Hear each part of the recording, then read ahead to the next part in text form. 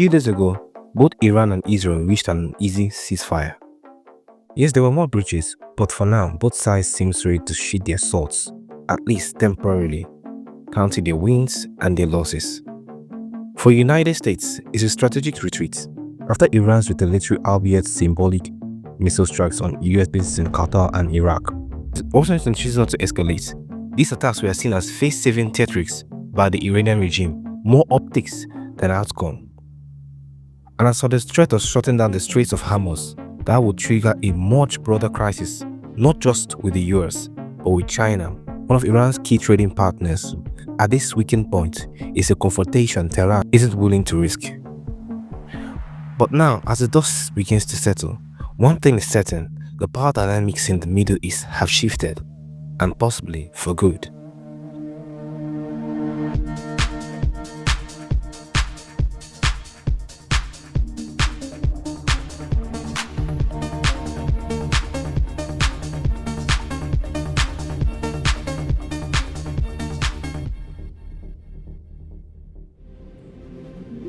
It all began on June the 13th. Israel launched a full-scale air campaign against Iran, targeting military infrastructure, command and control systems, and critically, its nuclear program. A major escalation in decades-long tensions. Iran responded. A missile barrage struck across Israeli territory. All this while the US was pursuing diplomatic talks with Iran over its nuclear future. So we thought, until recently when the US struck Iran on the 22nd of June, in a major escalation in the whole situation, which in fact exposed Trump as the main character who sanctioned the Israeli attacks, and the claims of Israel's unilateral escalating of the conflict more like a distraction to what was coming. You recall the US previous meetings with Iran at Oman and Rome, which failed to reach an agreement. Most analysts now believe that was when the US gave the Israeli government a go-ahead to set in motion its plan B. The supposed talks, which was expected just days ahead when Israel began its campaign, was more of a distraction to keep the Iranian regime off its feet. Israel, acting as the US anvil, led the charge in a coordinated attack on key Iranian command and control, degrading its air defense, obliterating much of its missile launching capabilities, while establishing the much needed air supremacy for the US hammering strike on its main nuclear facilities. The coordination and success of the attack speaks to years of planning between the US and Israel. Iran's response? Lily-livered, missless, pathetic. A few more missiles towards US bases, mostly dots. More rockets towards Israel, mostly hitting civilians.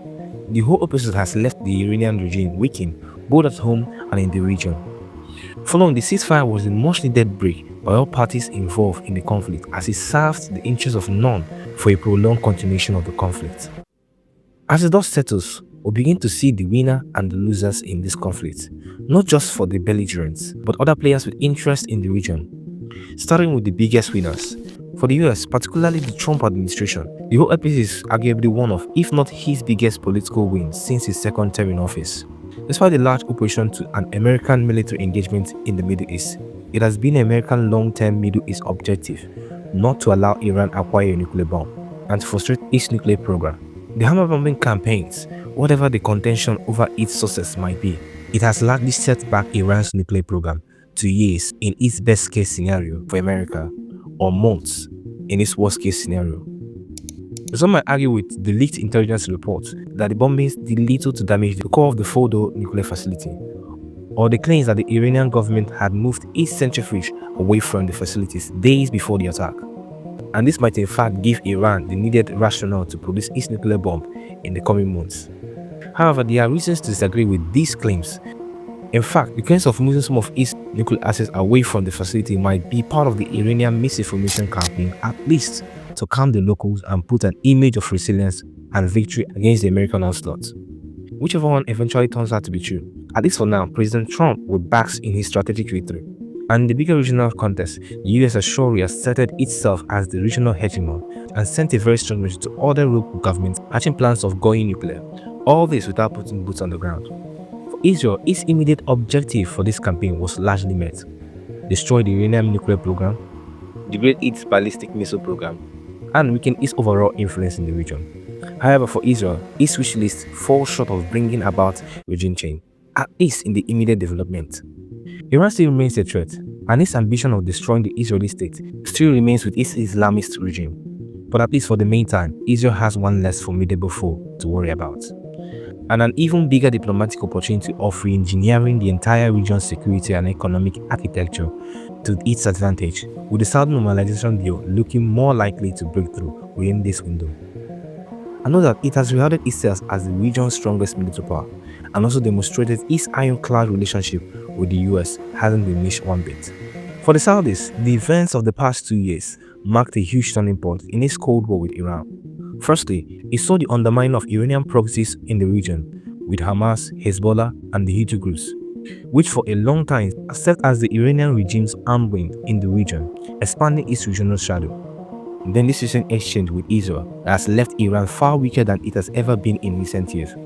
All this without firing a shot, without a doubt, leaves the Saudi government in midful contemplation.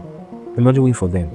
With the diminution of Iranian influence and its proxies in the region, they are still standing on its way to the normalization of relationship with Israel, which should bring with it tremendous benefit, both in technology transfer and trade and security guarantees.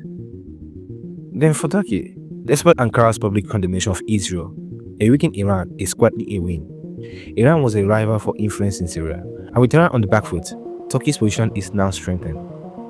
Whereas for China, it's kind of mixed feeling. On one hand, it would prefer America entangled itself in a never-ending war again in the Middle East. Engaging part of America's limited resources in the Middle East is one less to bring to bear in the Indo-Pacific region. But on the other hand, further escalation would force Tehran to close the Strait of Hormuz, of which most of China's oil imports goes through, something the authorities in Beijing wouldn't want to happen under any circumstances. So while America's limited strike disappointed Beijing's strategic hopes, it averted an oil crisis, a trade-off China can live with.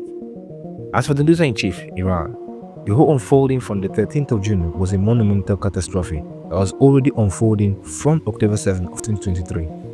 The subsequent neutralization of its proxies, both Hamas, the Assad regime, the Houthis, and Hezbollah, not only tamed Iran's foothold in the region, but destroyed the chain of alliance that would have come in handy in conflicts such as this. As Israel and its allies commenced attacks against Iran, Tehran suddenly finds itself totally isolated. This isolation not only meant that its position in the region was weakened, but there was an imminent threat that the regime could go down with it. With most of its nuclear program in shambles, and its missile capability really depleted, Iran can only retreat to lick its wounds and bask in the euphoria of survival, while buying itself time to re-strategize and rebuild. However, before that happens, Iran might get back to a region totally realigned against it, probably where nations like Israel and the Gulf states aren't just normalized, but in fact allies. Perhaps it could more aggressively pursue its nuclear weapons program in the coming months, but there are no guarantees that America won't be back again to tame its progress. The coming days will be filled with questions, reflections, and a dangerous sense of calm. But are we witnessing the dawn of a new Middle East, where the old rivalries have shifted and new alliances take root? That remains to be seen. What do you think?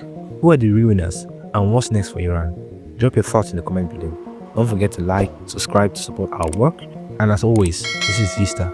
Until next time, bye bye for now.